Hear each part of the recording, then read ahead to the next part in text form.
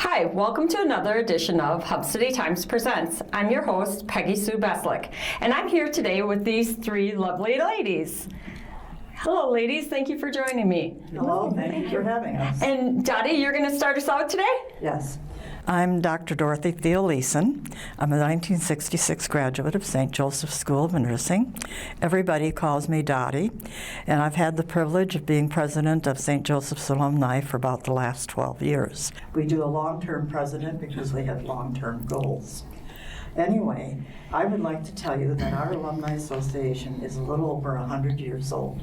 We were formed in 1921. And the original aim of the alumni was, the aims of the association are to promote the professional growth of its members to form a union of graduates for mutual protection and assistance, and to foster the interest and growth of the alma mater. Over time, the program actually ended in 1988, and that was our last year of graduates.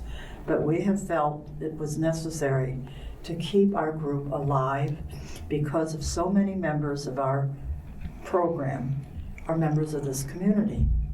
So our goals have changed a little bit, and our new goals are to provide the community the history of St. Joseph's Hospital School of Nursing, celebrating the successes of the graduates, and encouraging mutual support and communication among the graduates.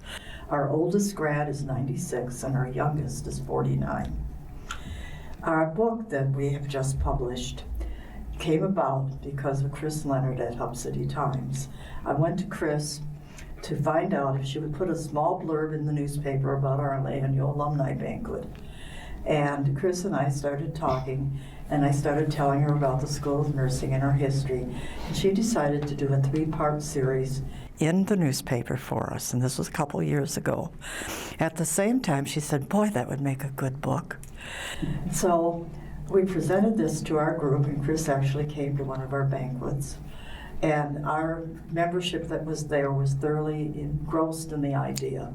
So what happened is the members of our committee started putting together memorabilia, and at the same time, one of my committee members who lives in Madison had sent us photos of St. Mary's historical display. So what happened is the group decided they also wanted to do a museum. And it has taken us about 5 years to gather space, gather information. Diane Foltz here has worked on the museum. Patty Hoffman here has worked on the book, and Patty is our computer genius. She has spent time with her and her mother and several other committee members going to the library and newspapers, and they have sought out pictures of every graduate from the program. We had some on file in our carousel from the school, but we were missing many pictures, and thanks to Patty's work, she has put together that whole computerized database for us. In addition to that, she has developed many of our historical boards, and she has worked extensively with Chris on the book. So anyway, the museum involved, and then over time with this, we've had donations from the alumni and from St. Joseph's Community Foundation.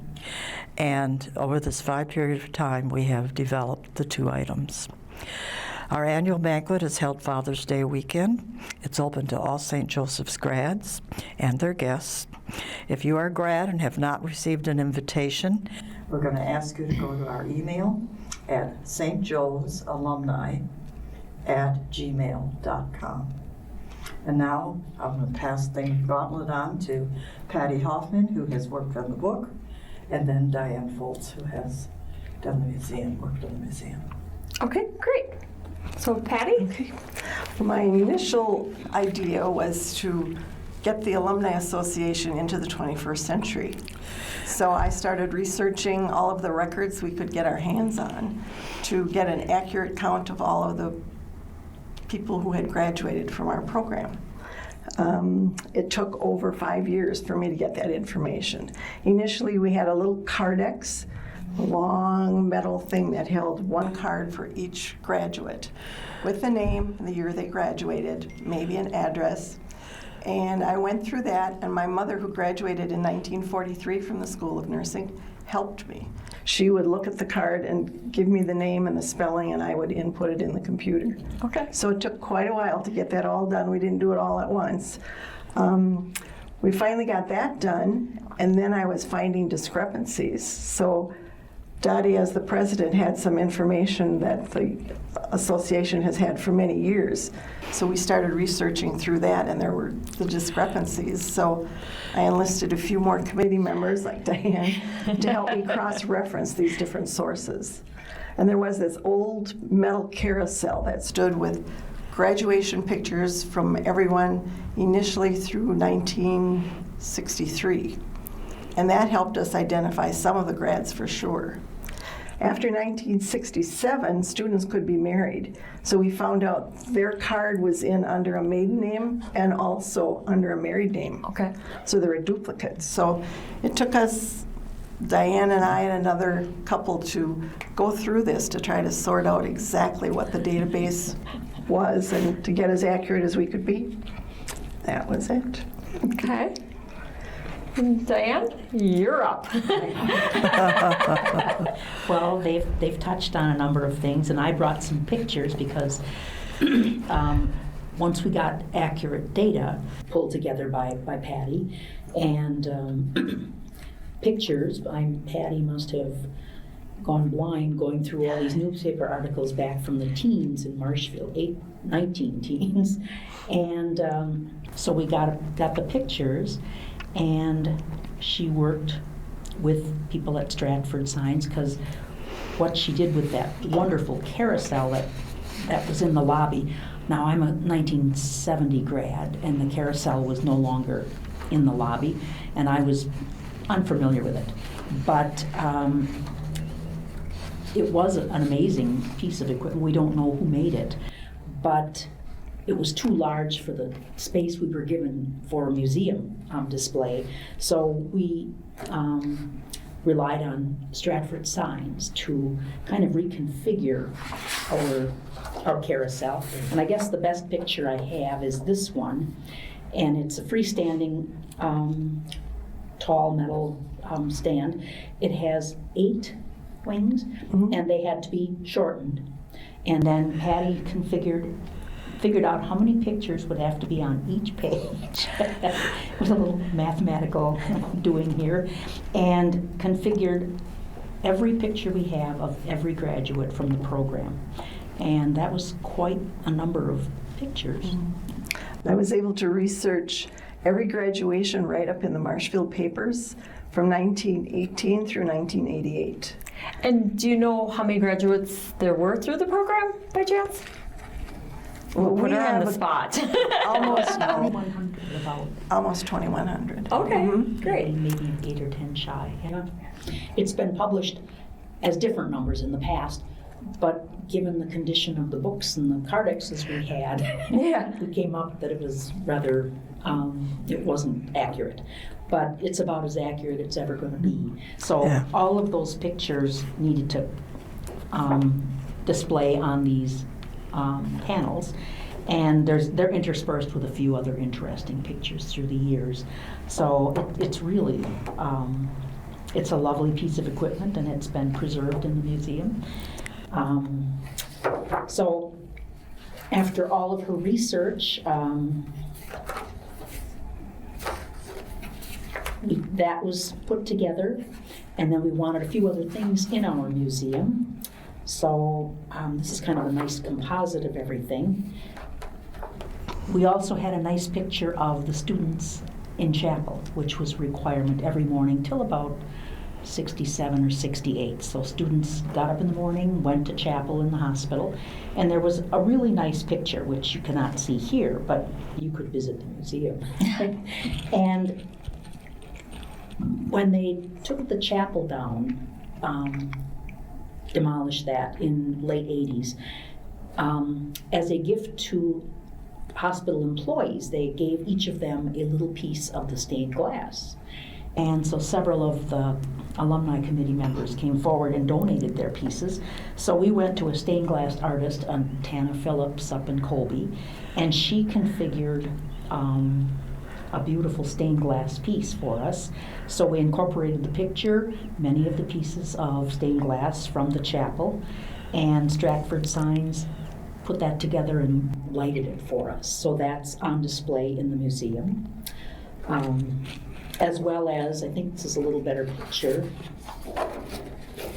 we were able to purchase a couple of mannequins, because we've had male and female graduates, and we were able to get our hands on original uniforms from the 50s and 60s.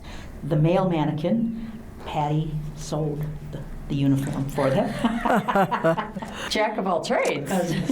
we didn't have a male uniform for him.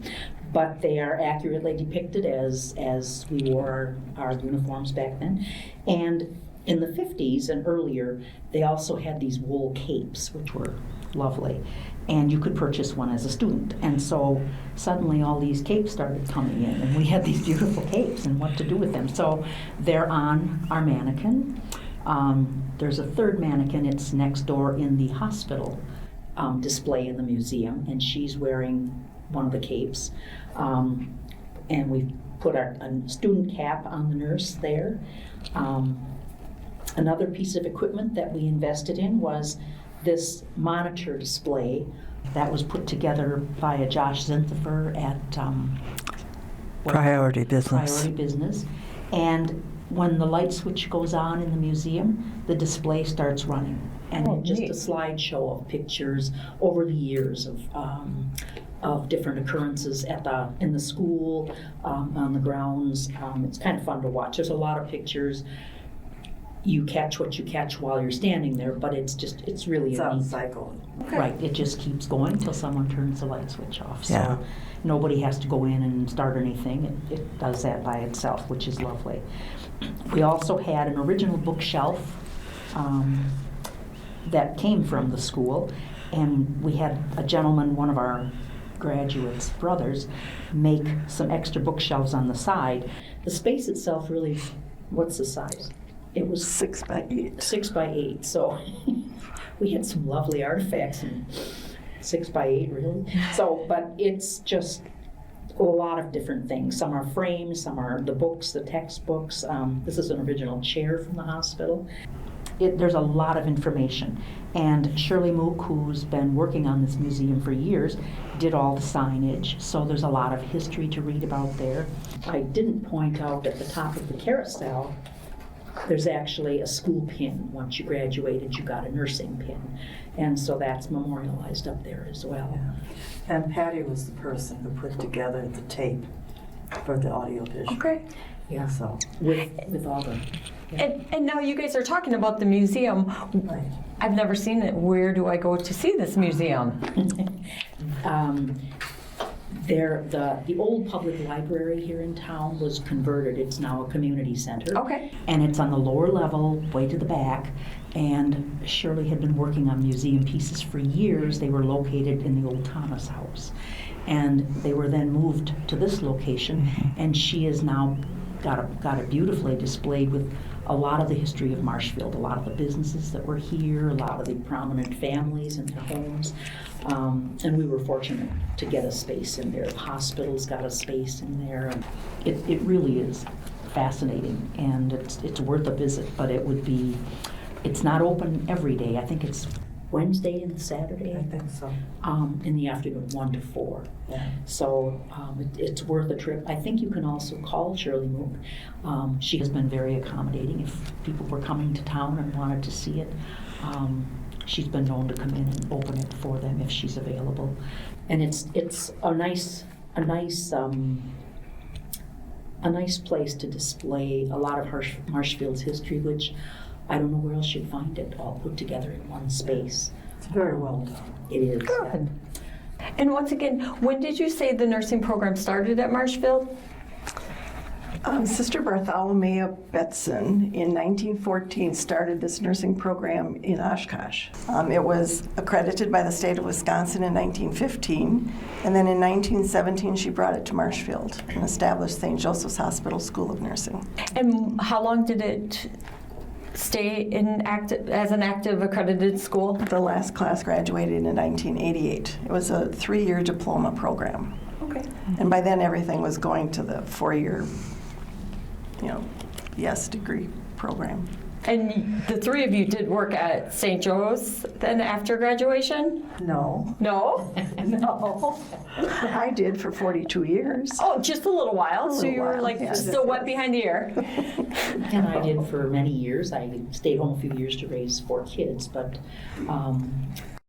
I stayed in Marshfield when I graduated, and so that was where I was working when I wasn't at home. So. Okay. No, and I went the other way. I worked in acute care for a while, and then I went back to school. school. I actually have a bachelor's in sociology. Okay. I have a master's in health management and a doctorate in business. And I worked for the Veterans Administration down in Tampa, Florida for 21 years. And I ran their infection control and epidemiology program. But my heart was in Wisconsin. I originally was from Milwaukee. And when I made up my mind to retire, I took an early out from the government. The price was right. And I came back to Marshfield because I had friends here that I had kept in touch with. And I loved the city. I probably would have lived here if my parents hadn't wanted me back home when I graduated. It's turned out that I have become a real dyed-in-the-wool citizen of Marshfield, and I love it here. Good. And I ended up as the alumni president. Our previous alumni president did it for over 20 years. And she unfortunately was very ill. And I'm one of the people that was single, didn't have family obligations. So I kind of got convinced to become president. and that's how it happened. So, Okay. But The program is wonderful. Our group of people, we have 13 members total, including myself. And every person on that committee not only has an interesting background and good experiences to share, and they give us a wealth of support. They believe in the nursing program. They're proud of our community. and I think that as a group we're one of the most cohesive working groups there is. I mean, I'm very proud of all of our members. Great. And now we talked about the museum, but we haven't touched on the book. Yes. So we have it here, Service Above Self, and people can purchase this book at Hub City Times. Yes. And are there other ways to purchase it? I have an order form that Chris gave me. We will be sending out our annual newsletter to all of the alumni, and in there will be the access that they can order the book and have it sent to them. Okay. Or they can pick it up if they're attending the banquet. Hopefully we'll have one this year. And they'll be able to pick it up there. Okay. Or at Hub City Get it at Times. Hub City Times. Yep, we have some at Hub City Times. They're currently there. Oh, they're there already? Yes, All right. yes. That's how I got the first copies for us. I'm very pleased with it. We owe a Yes. great deal of thanks to Chris with her expertise in writing and publishing, otherwise it never would have come about. I did give her a lot of information that she could put in it. My mother graduated in 1943, and I used to pick her mind to see what was happening way back then, so I took notes, and I wrote up some of her memoirs. And then I graduated in 1967, and my class was the first one to attend the university, which Okay. was a big change. Everything changed at that point. So I wrote up my memoirs, and then it was interesting to note how the uniforms had changed over the years, and I had written an article on that for Chris, and I had given her all of the photos, and a lot of photos from over the years. I had yearbooks that I could access and send her JPEGs of the photos, and she put those in the book. So, So the book is just memoirs and pictures. pretty much through it's the a years. 15-chapter book, and Chris starts out from when the nuns came to Marshfield and started the School of Nursing, and they led a tough life. At that point, they lived in the basement of the hospital with no floors, no plaster on the walls, no screens. They fought hordes of mosquitoes in the summer. Their wash basins froze in the winter. So that's all in one of the first chapters, that she lays the groundwork for the School of Nursing. And they continued after that. Yeah, they stayed there. They were dedicated women, I have to say. I guess so. I'd be checking out the first week. The initial ones were all nuns, but in 1920 they took in the first layperson, Okay. or in 1917, and she graduated in 1920. Then a man was accepted into the program in 1947, but he dropped out to become a radiology tech instead. Okay. So we had a total of 55 nuns and 89 men who also graduated through this program. The rest Okay. were females. Very strict rules that they followed for many, many years, and it's all kind of written in the book. Okay. So we have pictures of grads over the years, and as we said, I researched in the library. In 1941, the newspaper started putting in photos of all of the graduates, so I was able to access quite a few that way. Okay. And we had yearbooks, but we couldn't find any between 1930 and 1950. Don't know if they existed, but we couldn't find them anywhere.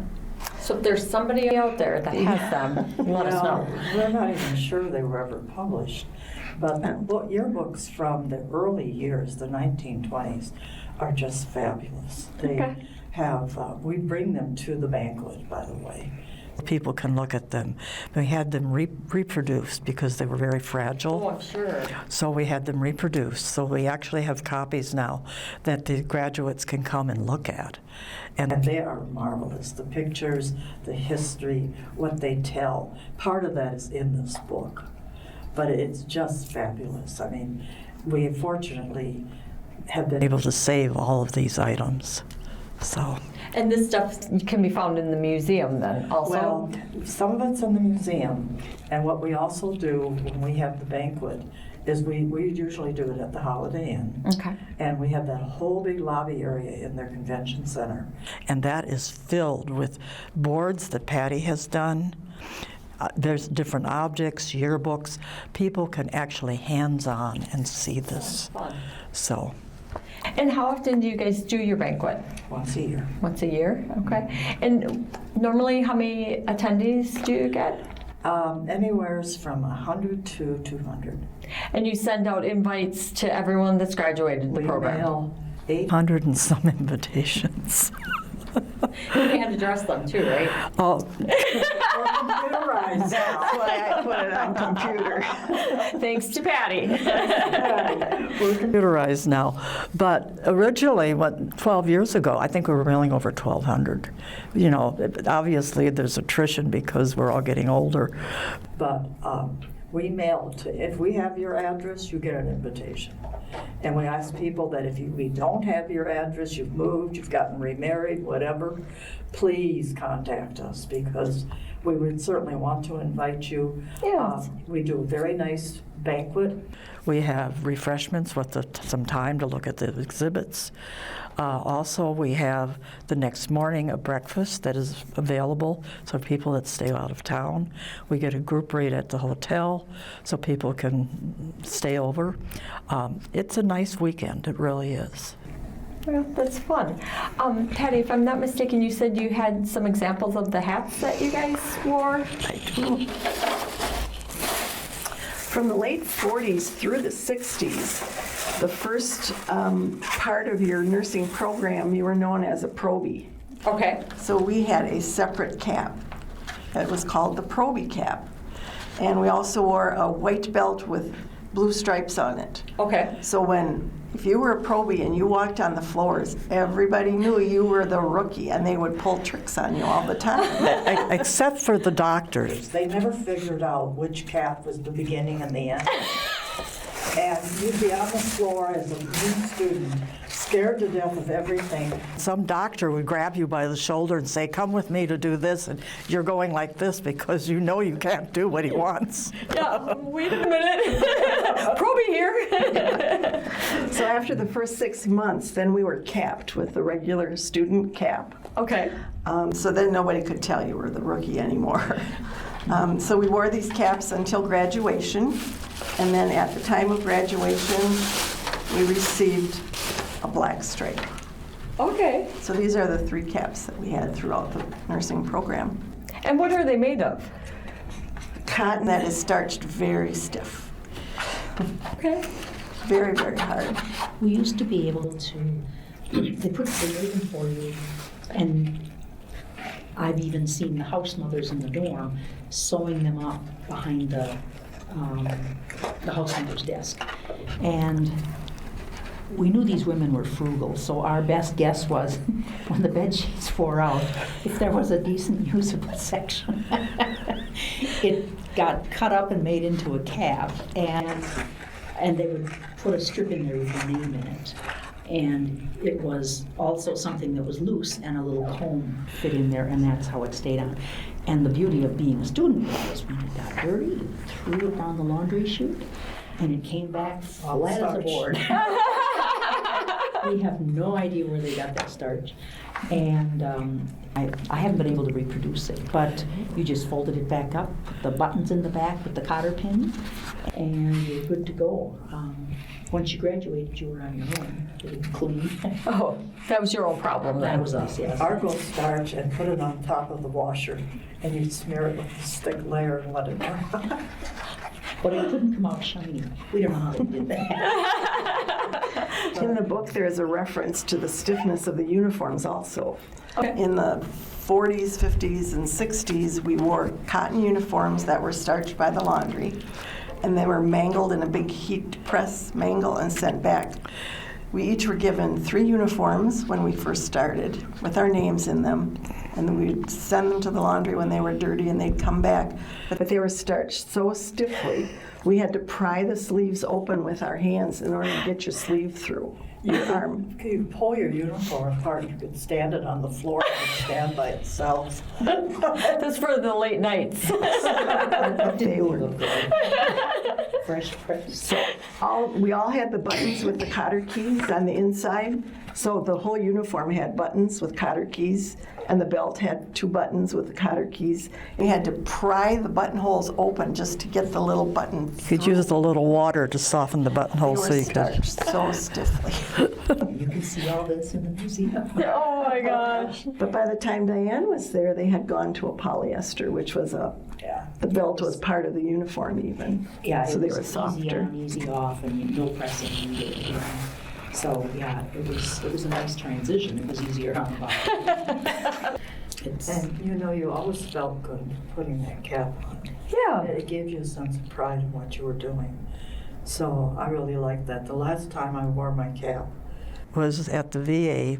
I was teaching a class, an annual review class for the hospital. And we put together a skit. And I was Susie Orias, the nurse. And I actually wore white and put my hat back on. and did it for the nurse, and we had some members of the different department heads played patients. We had more fun with that, but I always remember that was the last time I wore my cap. Back in the 20s and 30s, you could get a pattern. The nuns would give you a pattern. Evidently, the students made their own uniforms, the Okay. students or their families, way back. And as the years progressed, the hemline shortened. They started out ankle length. They were striped long sleeve uniforms with a little white pinafore over the top. And the Proby had a different one. They didn't have a full pinafore. They just had an apron. Okay. And then they progressed in the 40s. They were long sleeve white, all white uniforms, calf length or mid calf. And by the 50s, they had moved up a little bit higher. They never got above the knee though. Well, not because they issued them. And they Yeah. all had to be the same length from the floor. Yeah. And there's pictures. In here of a row of nursing students standing, and they're tall and short, and all the hem lengths are the same length. Straight across. Oh my gosh. And Nuns were sticklers. I can remember when they fitted us for those uniforms, my big sister was at the Big Sister program. Said to me, Dottie, slouch and tell them you can't take your belt too tight. She says, then when you get your uniform, she said, stand up straight and tighten the belt. That's why you needed a big sister. You could blow some under your belt too to make them a little shorter. Oh, you ladies. In that photo with the straight hems, you probably were okay. I love it. The other piece that identified which if you were a junior or a senior, You had a little stripe. was a little patch that went on the shoulder. It doesn't show up real good here. 2 stripes meant you were in your second year. Okay. And 3 stripes indicated you were in your third and final year. Okay. Again, once they went to the university for classes their first year, they didn't have Mine uniform. still did. Okay. The first that's- class to go to the university, we did have first chevron with 1 stripe. And the university program actually was set up for the School of Nursing because all of the student nurses had priority classes because a bus would pick us up at the School of Nursing, take us to the university all day, and then bring us back to the School of Nursing. Oh, okay. So the classes were set up Monday through Thursday, but every Friday we worked on the floors with our little Proby caps, so everybody knew we were the rookies. Besides the doctors. Yes. The irony is, I was in the last class with the old program. She was in the first class with the new program. Oh, that's really neat. So, And by the time I came second semester of my second year because or my first year, because I did a year in Madison University. But there was no time as a freshman on the nursing units by then. You had classes in the school, perhaps in the ground floor in the School of nursing arts classes. But there was no longer anything, you never did anything on the units as a student at any level in your freshman year. So things were changing fairly quickly in the 60s. So. And when did the hats disappear? Because obviously we don't see the hats or those uniforms anymore. well, survived. I think that hats somewhat disappeared first in areas like orthopedics and the ER because nurses were being physically more active and you get your hat caught on the overhead trapeze. Patients that were confused would grab your hat. And I think that they just gradually phased out. The one thing I always liked about wearing the hat was that each school of nursing had its own distinctive cap. Okay. And you could tell what program they had graduated from by their hat. Columbia in Milwaukee had a little mortar board. It was really cute. I can remember we had an instructor from a school in Minnesota. They had the little Dixie cup. All the schools from the Sisters of the Sorrowful Mother, we all had the same cap, whether you graduated from Oshkosh or out in Kansas. Okay. But we were all the Sorrowful Mother students had that same white cap with the black stripe. So it was kind of fun because you'd know where people were from. But the hat got to be a problem. The concussions that were caused when it hit people. You know, That's true. and in addition to that, I think a lot of people kind of sloughed off in taking care of the caps, and some of them got to look kind of not real pristine. So I think that generally nursing just stopped wearing the caps because of that. But I think that I've been a patient enough times to know that when you had an RN with the black stripe, you knew you had an RN. When you had a nursing assistant, you knew you had a nursing assistant. And I think for patients now, it's much harder for them to identify what person is that's taking care of them unless they can receive their name tag. So it does change things quite a bit. Well, and like you said, it was probably pretty neat to be able to distinguish like what schools someone came from. Not that that mattered, but it's kind of neat It was kind of a to. neat thing. Yeah. It really was. And I think I agree with you, and my husband was really adamant. People miss that. That hat identifies you as a nurse. Yes. And you might go in the room and identify yourself to your patient as a nurse, but when you consider what goes on in their day, to remember who's who and who's going to do what, and they write their names on a board identifying them for this shift. But when you see a person with a cap coming in the room, now I didn't miss the cap because I worked in ICU and we spent a fair amount of time measuring chest tubes under the beds, and it was always getting knocked around. But I really, he has a point. They did help with identification. The doctors knew who they were talking to. The patients knew who was entering. So it was sad to see that go. So. And I guess I never really thought at that point, but when I am in the hospital, there's a lot of people coming at me, and I'm not there just as a vacation. Something's wrong, and so you're scared. And that hat probably, okay, this is a nurse. he or she knows what's going on here and they're going to help me. It is a reassurance, so, Yeah. but it's gone. Well, vote for those hats to come back. The nurses out there maybe don't agree. I've just been cut out. The guys didn't have to wear a cap, so I'm pretty sure a lot of them got identified as, oh, the doctor's here, or oh.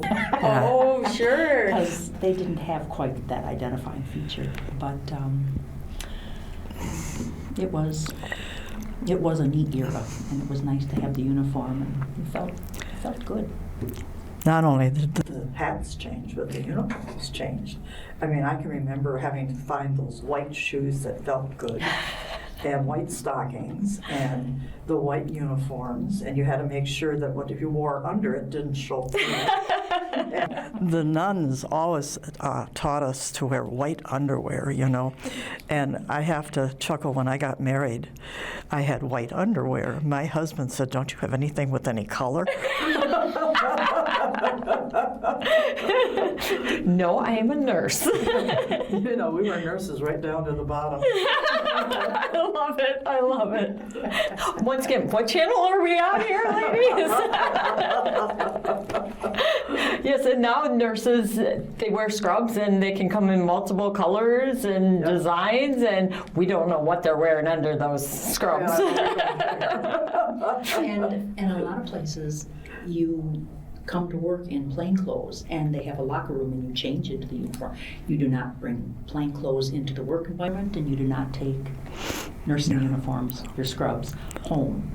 You keep the two environments very distant. And I guess when you think about COVID and what's been going on the last several years, that makes sense too. So. Right. And actually, my degree is in dental assisting, and we did the same thing there. We didn't wear our scrubs outside the dental office. We changed there because you had people's teeth on you by the end of the day. And so you guys get a lot of We used to bodily... get a lot of things on us. Yes, so it's like... Nice laundry service, I thought about that. You know, didn't have to take our uniforms home and wash them, so they did that. So Yeah, well, they starched them, that's why. that was pre-finishing the school after. That was my generation. Is there anything else you ladies would like to add? No, we just would like any graduates out there that haven't been in contact with us to please contact us. We'll be glad to get you information. We do send out an annual newsletter. Okay. So we let people, like last year, we sent out a brochure with pictures of the museum. And this year, we're going to be featuring the book in our newsletter. So, And do you guys get together, you have your annual banquet, right. but then do you like have meetings or something that Our you... committee group meets usually probably about 9 months out of the year. Okay. And during that 9 months, sometimes we're meeting every 2 weeks. During the time when we get near the banquet.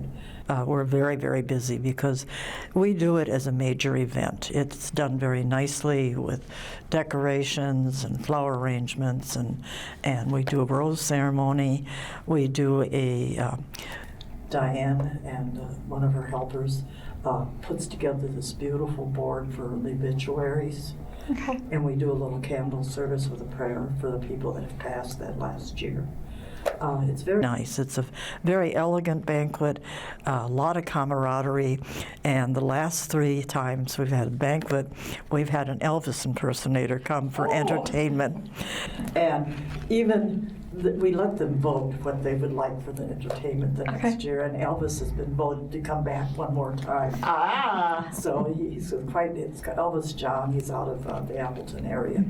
And just a really great entertainer. And the group is very cohesive.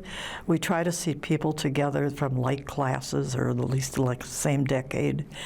And I think the camaraderie and the enjoyment of that banquet is really great.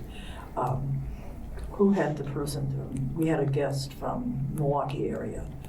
Oh, there's a nursing honor guard program, and you may have seen it in the last issue of the Hub City Times. One of our alumni committee members actually invited her to talk about the program, and she had graduated from I think a 3-year program in Milwaukee, and she sat at my table and she was kind of intrigued. She says, "We don't have anything like this." And it has grown, has gotten more sophisticated, and it really is lovely to attend and to put together.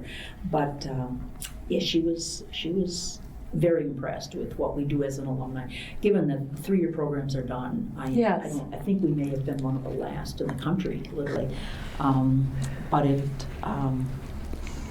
is impressive that we stay together and we come together once a year. So yeah. And it shows pride in your program and what you did. Yeah. I know Patty and I are both very fortunate. Our classes, for some reason, I don't know if it's because we were the last in the beginning, but our classes have been holding 5-year reunions. Oh, Our neat. classes get together every 5 years. And it's interesting that we have almost 80% attendance. Oh, cool. Yeah, and this next banquet, she'll be suffering. You'll be, how many years for you? 55. You're 55. My class was 55 last year. Okay. We didn't have a banquet. So this year we had the whole ballroom at the Holiday Inn because we have 4 50-year classes celebrating. Oh, that'll be fun. Because we missed 2 years of the banquet. And it'll be a good turnout and lots of people to see each other. And what's nice when you're a class next to each other is that you get to see the friends you had in their class. Yeah. Not It's the friends you had in your class. So, It's probably a great time to get together with the people and It is. It's probably too short. You get the banquet, you have the entertainment, there is the time to look at all the beautiful boards that are on display, but it's hard to get together and meet everybody and chat. And that's one of the reasons why many from the out-of-town folks get together, stay at the Holiday Inn, and they have their own little get-togethers at that Yeah. same time. So they do kind of reconnect. Yeah, like my class, I'll have a dinner that evening. And I think your class is getting together also after the banquet, if I'm not mistaken. So, and we all give that option. Will actually help. like if you have a class and you want to have a reunion, let's say for your 30 years, if you get a hold of us, we not only will make sure you have a separate table for your class to be recognized for that anniversary, but if you want to have an evening event, I will work with that person that's in charge to help set up a separate entertainment at the Holiday Inn. They have small party rooms. okay. So we really help facilitate people getting together. We want that camaraderie and we want the people to support each other. So, That's really neat that you guys offer that. It's also just neat that you're still sticking together and having this for your graduates. And we're hoping that the book is going to help pull things together for people. I think a lot of them will want to purchase it. Oh, I'm sure, because it's something, well, and Nice everybody memories. likes their picture in something, Right. and Right. and it's reasonable. I think it's $14.95. if I'm not yeah, I mistaken. think it's 15. It's 15? Yeah, 15. $15.95. I think that's what we have listed on there. I don't know. We might have to edit that. I know it's under $20. $20. Yeah. And, if you live out of town, obviously you're going to pay postage, but there's so many places you can pick it up, and if you're coming to the banquet, we'll be glad to have their book there for them at the banquet. So that's not a problem. And maybe Chris and Patty could maybe sign it. This is my copy. I was hoping you'd sign mine for me. Certainly. When we first got these, I talked about there were empty pages in the back, and Patty asked about that. I said, well, when we were in high school, you had pages in the back that you autographed, Yeah. and maybe that's what they're for. I don't know. Oh, that's like a perfect idea. Yeah. To bring it to the banquet, Yeah. and then you could have your classmates autograph it, Yeah. like a yearbook. And maybe write that sweet little, "You're the cutest one in class." What will you say 50 years later? I liked your hat.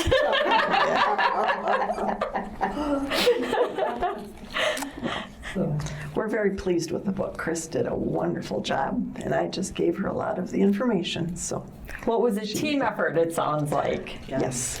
I went to see Chris to see if she'd put a little ad in about our annual banquet. Okay. And her and I started talking. And then I started telling her about the school and the history. And she got really into it. Because she's a history buff. So she offered to do each week, a series of 3 write-ups about the history of the school. And in the last one, of course, she was going to tell about the banquet. So that's how we got started. And then she said to me, she said, let's make a terrific book. Well, then we all discussed it as a committee. And we thought that was a great idea also. So Chris even came to one of our alumni meetings and presented the idea to the group. We had 100-some people. Okay. And of course, everybody was enthusiastic. And that's how the book started. At the same time, I have one committee member that lives in Madison. And she had seen St. Mary's museum piece, sent us some photos. And at the same time, this all happened in the same period of time, they told us, our group wanted to do a museum. Okay. And that's when we started doing that. so it all came together, and it's taken us about 5 years because obviously we didn't have all the data. This lady's the computer genius in the group, and she's the one, her and her mother, researched everything and got the accurate count of our people, got photographs. Worked off of the newspapers. I mean, just did a dynamic job of putting this all together. So Patty put together part of the history. My gal in Madison did a history on the hospital. And then Diane got involved because she does our memorial book with the record of everybody that's passed. And she started working with Patty. She's still putting together boards. I stopped over her place last fall, and that lobby is full. Guests from the hotel were coming down to look at all of this paraphernalia. And I got to her house, and she was putting together some more boards. It's her thing. We actually, This year, we'll do some signage in the lobby of the Holiday Inn that any guests that would like to come down and look at the display are welcome. I had feedback last year that a few of the guests had gone down and looked and how much they enjoyed it. Yeah. So we are going to open it up so people from the community can come through the lobby and look, because our banquet, we'll put this setup up probably Friday night. Okay. And then We'll leave it up until Sunday after the breakfast. So there's some time there for the public if they wanted to see the display, they could. Oh, that's probably something neat that Yeah. even like current nursing students maybe would like to take a look at, or. Yeah, the history's nice. And in this town, there are so many graduates from that program that still live here, or their mother was a graduate of the program, or their aunt. So it gives them something to look at and to think, gee, this is what my person went through. Yeah, it's just a shame that it's gone. Yes, but I think we have to move on. I mean, Yeah. obviously, nursing has changed. If you put me back in an ICU today, I'd be going, Blue stripe, blue stripe. one stripe. Yeah, I couldn't do what you ladies did then, or even what they do now. There's, no. It's like everything. When you've never done it, you're awe-inspired. Yes. But once you learn, it's, okay, and it's very satisfying.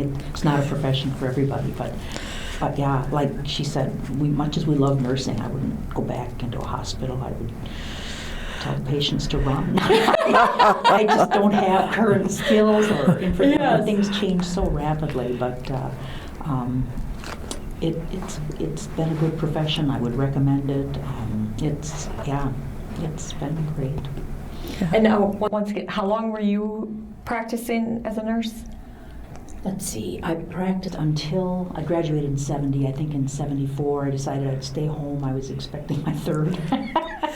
And so I stayed home until the youngest was about 13 or 14. And then I went back.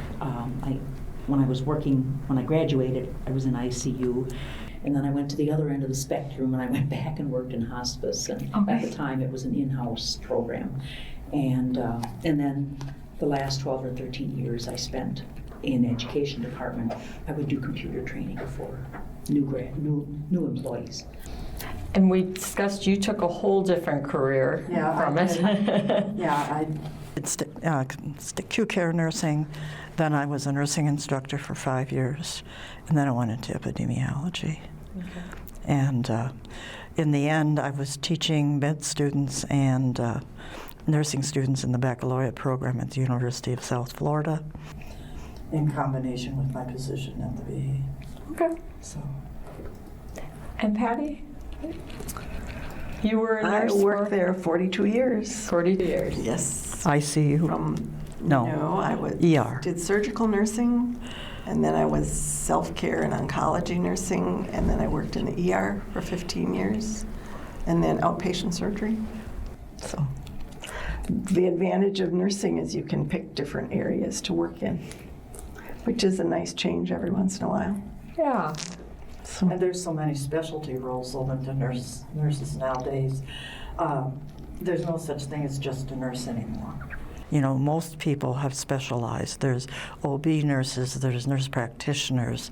There's so much out there that for any young woman that's interested in nursing, she has a pick of so many careers. And you can, like Patty, you know, has different specialties. We all can grow and be what we want to be. And I think years ago, if you were a nurse, you were a nurse. You were at the bedside, you did that. Nowadays, most people are specializing, and their certifications. The salaries now are very, very good compared to what they were when we were students. I mean, it's a good career. And fortunately, For most of the places you live, they need nurses. Yes. Yeah, and we're very thankful for everything nurses do, because I know I wouldn't survive hospital visits without them. So, and as the monitor of the database, I just want to say we have 831 current addresses of graduates. 631 are deceased. And we are missing 603 graduate names and addresses. so you 603. This. Get in Let us contact. know, yes. We'd love to be in touch with them. because And once again, how do they get in contact with you again? we have an email address, It St. is Joe's. St. Joe's, JOS, STJOS, alumni at gmail.com, all lowercase. Perfect. So they can get added to that list again. Yes. Yes, you know, we would really like to hear from them. I had something interesting happen yesterday.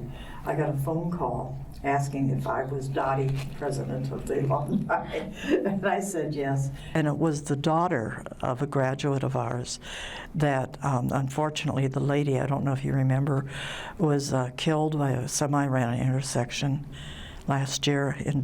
She was from Dorchester. She was a graduate of our program. And her family wants more information about when she was a student nurse. So I have her name and I have her number. I need to give it to you two yet. And the daughter and I talked for about an hour. And she is so interested in our book. that I said to her, I said, well, you Send me your address and stuff, and I'll get the information to you. But I thought, here's a family member that really wanted more history. And I thought, how nice that we can provide that, Yes. Oh, for sure. you know. And so if there's a family member out there that wants to, they could reach out to that same email address and Yes. say, hey, my yes, mother. or I'm interested in getting the book. How do I get a book? Okay. Yeah, we certainly welcome.